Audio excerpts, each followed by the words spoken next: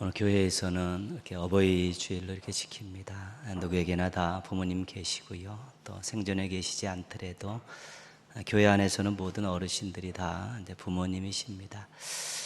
교회에서 준비한 선물 잠깐 드리고요. 또 축하하도록 하겠습니다. 저희 교회는 70세 이상 분이 한 130분 정도 되십니다. 근데 오늘 교회에서 잠깐 선물 준비했습니다. 백광희 장로님이 어디 계신가요? 예. 우리 실버위원장 박윤 장로님께서 대신 대표로 하고 나중에 식사하시면서 또 그렇게 구역장 등에 받으시면 되겠습니다. 우리 박수하도록 하겠습니다.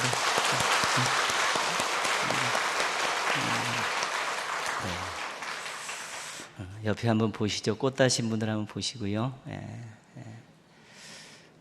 머리에는 눈꽃, 얼굴에는 한박꽃, 가슴에는 카네이션. 그렇습니다, 어르신들.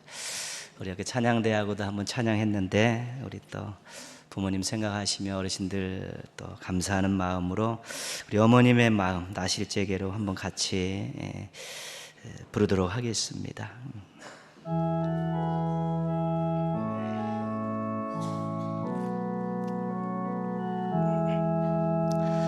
나실제 괴로움 다 잊으시고 길을 채에 밤낮으로 애쓰는 마음 진 자리 마른 자리 가라니시며 손발이 다닳도록 고생하시네. 하늘 아래 근무하신 놀다리요 어머님의 희생은 가히 없어라. 어려선 안고 업고 올려주시고 자라선 문기되어 기다리는 마음 알을 싸 그릇 뗄 싸 자식 생각에 고우시더니 마 위에 주름이 가득 땅 위에 근무하신 높다리요 어버이의 정성은 지극하여라.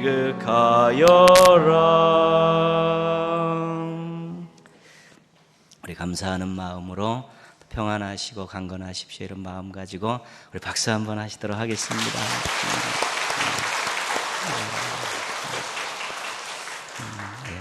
또 건강하시고 또 자녀들로 인해서 복 많이 받으시기를 주님의 이름으로 축복합니다.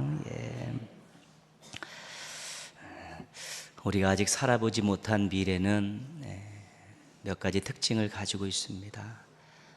그 중에 두 가지는 알 수 없다는 것과 마음대로 할 수 없다는 것입니다. 그러니까 아직 살아보지 않은 시간들이기 때문에 어떤 일이 일어날지 알 수 없고요. 또 그것을 마음대로 조정할 수 없는 것입니다. 인간의 한계 때문에 그렇습니다. 이런 호기심을 자극하려고 미래를 다 아는 것처럼 교만하게 사람들을 미혹하는 사람들도 있고요.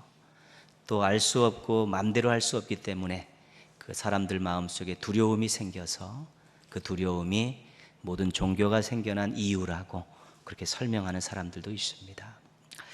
어찌됐든 미래는 여전히 불투명하고 불확실한 시간입니다. 나름대로 좋은 미래를 만들기 위해서 노력들은 하지만 그 노력한 것만큼 또 계획한 것만큼 그렇게 온전히 이룰 수 있는 사람은 세상에 아무도 없습니다. 우리 신앙인들에게 있어서 갖고 있는 분명한 확신은 무엇인가 하면 미래는 하나님이 주인이시라는 것입니다.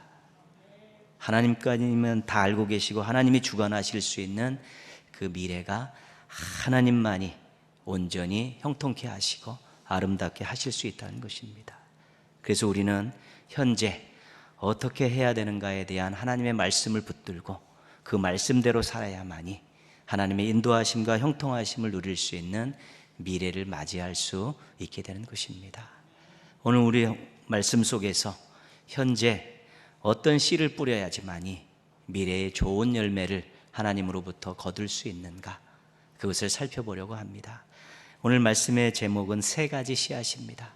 우리가 현재를 살면서 이 땅에서 세 가지 씨앗을 잘 뿌리면 하나님께서 함께 하시고 도와주시고 역사하시는 미래를 맞이할 수 있다는 그 약속을 한번 확인해 보려고 합니다.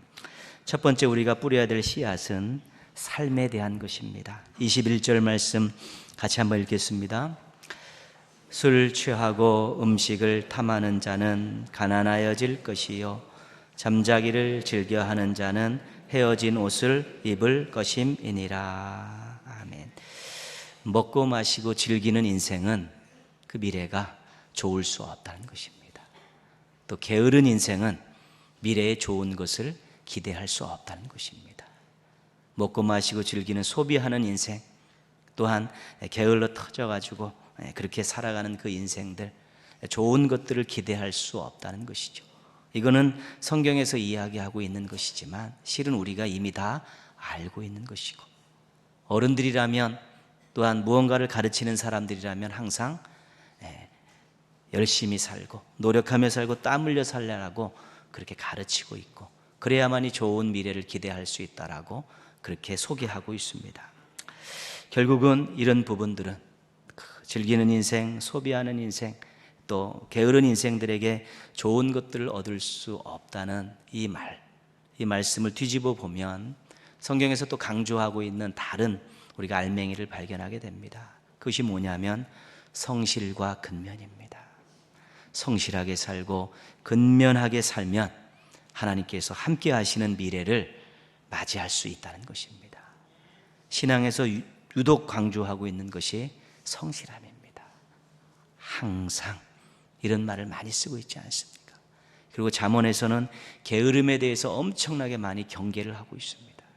그래서 성실하고 근면하게 살면 좋은 미래를 맞이할 수 있다는 것, 이것은 세상에서도 통용되는 것이고 신앙에서도 통용되는 것인데 미래의 주인이신 하나님께서 하신 말씀이기 때문에 우리가 삶 속에서 성실하고 근면하게 부지런하게 살면 우리 하나님께서 반드시 또 귀한 미래를 맞이할 수 있도록 도와주시는 것입니다. 그런데 요즘 세대는 많이 바뀌었습니다. 성실하지 않아도 또 근면하지 않아도 잘 사는 사람들이 굉장히 많습니다. 정직하게 살지 않는데도 남부럽지 않게 사는 사람도 많습니다. 옛날에 땀으로 노동하던 시대에 그런 데는 굉장히 말씀이 정확했지만 지금은 그렇지 않은 경우가 굉장히 많습니다. 그래서 결과를 가지고 그 사람이 성실하고 근면하고 정직하게 살았냐를 쉽게 판단하기가 어렵습니다. 그렇기 때문에 과정이 중요한 것입니다. 우리는 성실과 근면을 포기할 수 없습니다. 왜냐하면 심는 대로 거두리라는 하나님의 말씀이 살아있기 때문에 그렇습니다. 남들이 성실하게 살지 않고 근면하게 살지 않으면서도 잘 살아도 그것은 불우할 것이 아닙니다. 우리는 여전히 하나님의 진리의 말씀을 쫓아서 심는 대로 거두리라는 말씀에 따라 성실과 진리로 씨앗을 뿌리며 하나님이 주시는 열매를 먹으려고 노력해야 되는 것이고요. 또 한 가지 중요한 것은 성실과 근면 속에는 자신에게 주어진 이 인생을 책임 있게 살고자 하는 노력들이 있습니다. 하나님이 자신에게 주신 시간들을 잘 보내기를 원하는 그런 마음들이 있기 때문에 이것이 바로 청지기 신앙과 연결이 되는 것입니다. 성실하고 근면한 사람들은 이 시간과 자신에게 주신 하나님이 주신 이 것들을 헛되이 사용하지 않습니다. 잘 사용하기 때문에 그것이 청지기 신앙과 맞물려 있기 때문에 나중에 주인 되신 하나님으로부터 미래에 칭찬받는 인생을 살아갈 수 있게 되는 것입니다. 현재의 삶에서 성실과 근면의 씨앗을 뿌려 주인 되신 하나님께 인정받는 미래를 맞이하는 성도들 되기를 주님의 이름으로 축복합니다. 예. 둘째 씨앗은 가정과 관계된 것입니다. 22절 말씀 같이 한번 읽겠습니다. 너를 낳은 아비에게 청종하고 내 늙은 어미를 경히 여기지 말지니라. 아멘. 부모님에게 순종하고 연로하셨다고 함부로 대하지 말라는 것이죠. 성경이 부모님에 대해서 이야기하는 것 가운데 우리가 두 가지는 꼭 기억하고 있어야 되는 것이죠. 하나님의 사랑을 말씀하시면서 부모님의 사랑과 비유하고 있다는 것입니다. 어미가 자식을 위로함 같이 내가 너희를 위로할 것이라. 여인이 어찌 그 젖먹는 자식을 잊겠으며 자기 태에서 난 아들을 긍휼히 여기지 않겠느냐. 그들은 혹시 잊을지라도 나는 너를 잊지 아니할 것이라. 내가 너희를 위로하는 것이 너희들의 부모가 위로하는 것보다 훨씬 크다. 내가 너희를 사랑하는 것이 너희들의 부모들이 너희를 사랑하는 것보다 훨씬 크다. 그러나 나 외에 이 땅에서 너희를 위로하고 사랑함에 있어서 최고는 부모님의 위로와 부모님의 사랑이다. 하나님께서 그것을 인정해 주고 계신 것입니다. 그렇기 때문에 정말 하나님의 사랑과 위로 다음에 우리에게 가장 큰 것은, 가장 큰 위로와 사랑은 부모님의 위로와 사랑이라는 것입니다. 하나님께서 그것을 인정하셨습니다. 하나님에 대한 잘못과 부모님에 대한 잘못의 형벌이 거의 같다는 것입니다. 자기의 아버지나 어머니를 저주하는 자는 반드시 죽일지니라. 누구든지 그의 하나님을 저주하면 죄를 담당할 것이요 여호와의 이름을 모독하면 그를 반드시 죽일지니 온 회중이 돌로 그를 칠 것이라. 부모님에 대해 아주 못되게 하는 것, 하나님에 대해서 아주 못되게 하는 것의 형벌이 똑같은 최고의 형벌로 다스린다는 것입니다. 그렇기 때문에 하나님께서 부모님에 대한 권위를 인정해 주고 계신 것이고요, 하나님께서 부모님의 사랑을 귀하게 보고 계신 것입니다. 하나님의 권위를 부모님께 실어드렸고요, 하나님의 사랑을 부모님을 통해 깨달을 수 있도록 그렇게 가정을 만드셨다는 것입니다. 그렇기 때문에 하나님을 정말로 잘 섬기는 사람은 부모님을 잘 섬길 수밖에 없는 것입니다. 그것은 틀림없는 사실입니다. 물론 환경에 의해서 마음껏 하지는 못할지라도 정말 배은망덕한 짓거리 하지 말아야 돼요. 자식된 도리를 둬버리는 폐륜적인 행각들은 절대로 하지 말아야 되는 것입니다. 하나님께서 그 부분에 대해서는 하나님을 모독한 것만큼 엄격하게 다스리신다고 말씀하고 계신 것이죠. 십계명 5계명인 하나님의 명령은 그래서 의미와 가치가 큽니다. 내 부모를 공경하라. 그리하면 내 하나님 여호와가 내게 준 땅에서 내 생명이 길리라. 인간관계에서 가장 먼저 책임지고 지켜야 될 그런 윤리를 부모 공경으로 정해 놓으셨고, 또 이 십계명 가운데 유일하게 꼬리표를 달아 놓으셨습니다. 무슨 꼬리표를 달아 놓으셨냐면 약속이라는 꼬리표를 달아 놓으셨습니다. 네 부모를 공경하라. 내가 네 미래를 책임져 주겠다. 이 십계명을 에베소서 6장 2, 3절은 이렇게 해석합니다. 내 아버지와 어머니를 공경하라. 이것은 약속이 있는 첫 계명이니 이로써 내가 잘되고 땅에서 장수하리라. 부모 공경이 미래의 삶에 큰 영향을 미치고 있다는 것을 말씀해 주고 있는 것입니다. 자녀들아, 주 안에서 너희 부모에게 순종하라. 내 아버지와 어머니를 공경하라. 25절 말씀 같이 한번 읽겠습니다. 내 아들아, 내 부모를 즐겁게 하며 너를 낳은 어미를 기쁘게 하라. 왜 이렇게 강조하시고 왜 이렇게 아름다운 미래를 약속하셨을까요? 그래서 이 땅을 살아가는 하나님의 자녀들이 은혜를 아는 자로 살기를 원하시는 것입니다. 순종하는 자로 살기를 원하시는 것입니다. 은혜를 알면 감사하게 되고, 은혜를 알고 감사하면 순종하게 되는 것입니다. 이것이 하나님에 대한 신앙과 부모님에 대한 효가 똑같은 원리를 가지고 있는 것입니다. 그래서 부모를 공경해라. 은혜를 알고 감사하고 부모님께 순종해라. 그러면 내가 너희들의 미래를 책임져 주겠다. 그렇게 말씀하시면서까지 강조하고 강조하는 것입니다. 그래서 하나님에 대한 은혜를 깨닫고 감사하고 순종하는 것, 신앙입니다. 부모님에 대한 은혜를 알고 감사하고 순종하는 것, 그것이 효인 것입니다. 늙은 어머니를 모시고 나무를 팔아 생계를 유지하는 아들이 있었습니다. 어느 날 해가 지도록 아들이 돌아오지 않자 어머님이 애가 탑니다. 그래서 마을 입구까지 나오셔서 나무 위에 올라가셨습니다. 그래서 아들이 오는 쪽을 그냥 하염없이 이렇게 바라보고 계셨습니다. 혹시 멀리서라도 아들의 모습을 보고 조금이라도 더 많이 보려는 그런 어머님의 마음입니다. 영상을 한번 보시면요, 나무목, 설립, 또 볼견, 그래서 나무 위에 올라가서 보는 이 어머니의 모습을 본따서 만든 글자가 어버이 친자입니다. 어버이 친자. 그 글자 속에 나무 위에 올라가서 아들이 언제 오나 애타게 기다리시는 그 어머님의 모습이 그 글자 속에 담겨 있죠. 아들이 보니까 어머님이 추운 날씨에 나오셔서 나무에 올라가 계신 걸 보고 너무 죄송해서 어머니 제 등에 업히세요. 그래서 아들이 늙은 어머니를 업고 집으로 돌아왔다는 것이죠.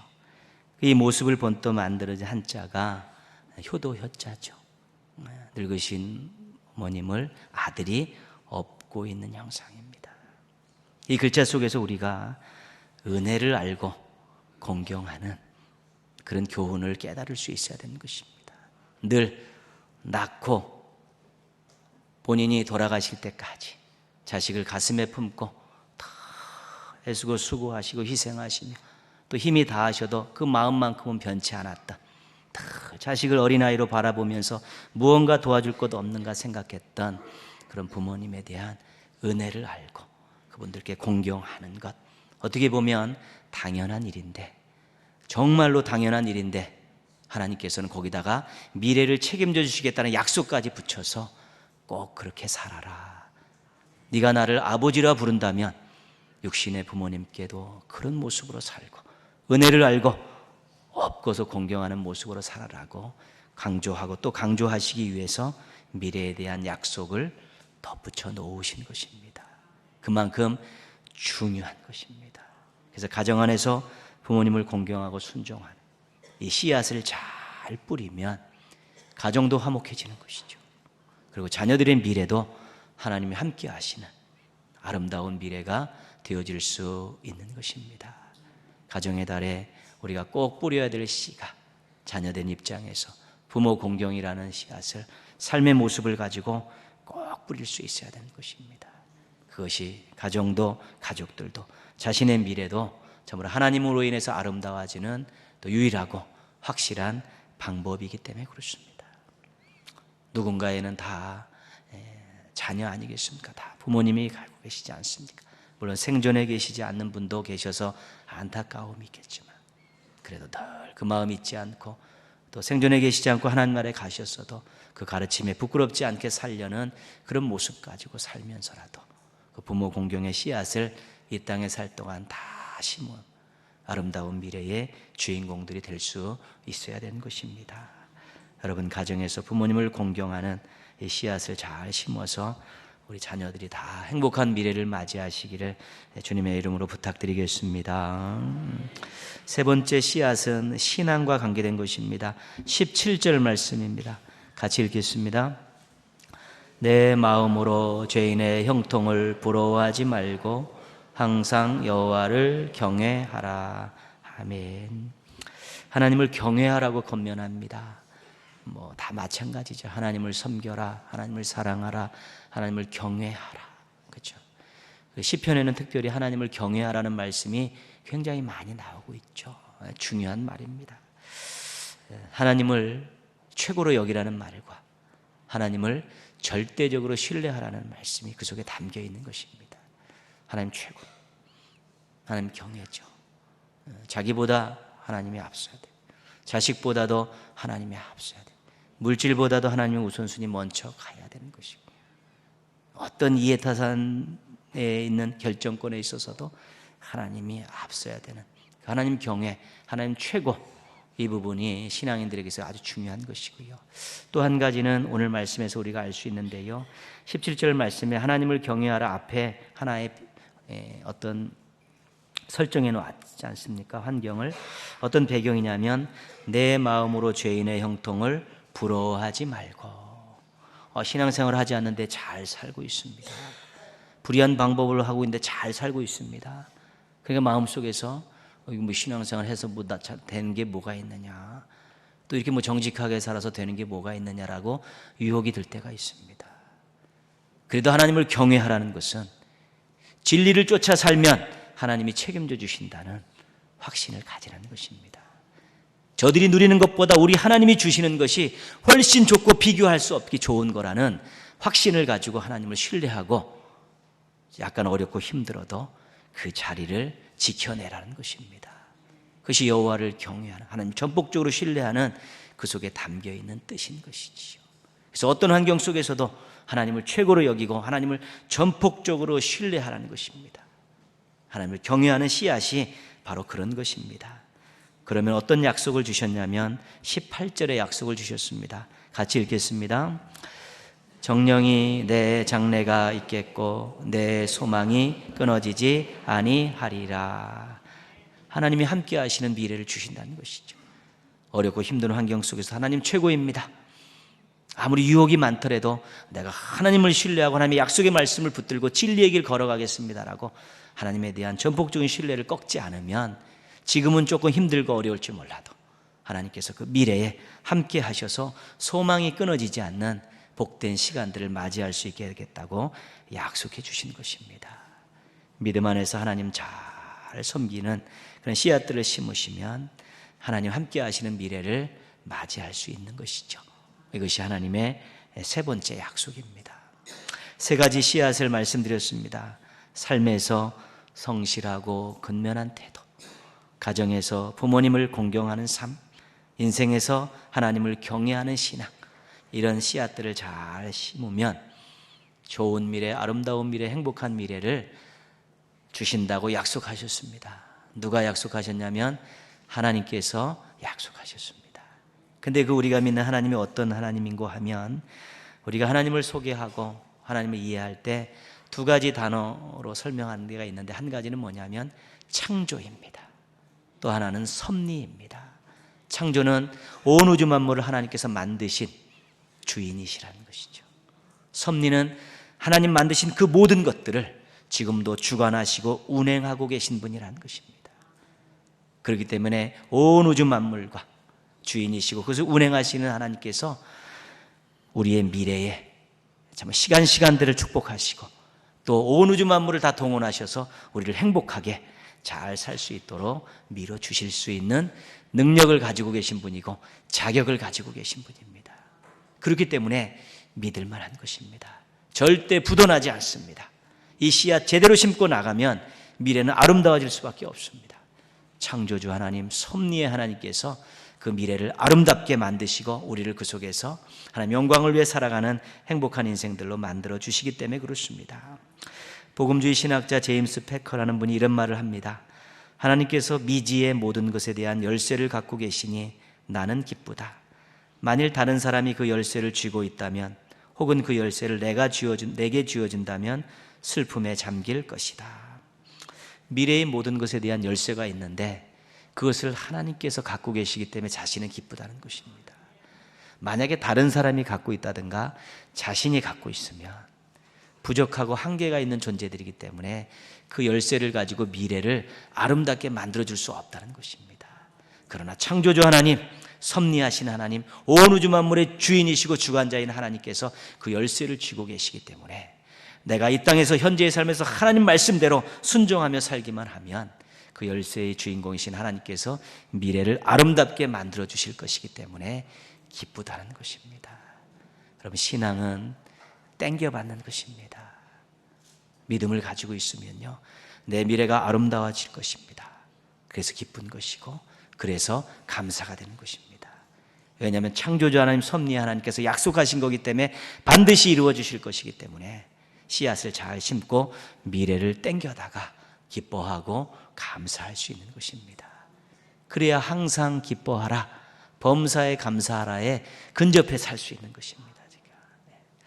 성실과 근면, 부모 공경, 하나님 경외 등 이 세 가지 잘 잘 뿌리셔서 하나님이 함께 하시고 하나님이 역사하시는 좋은 미래를 맞이하시고 행복한 미래를 사는 성도들 되기를 주님의 이름으로 축원합니다.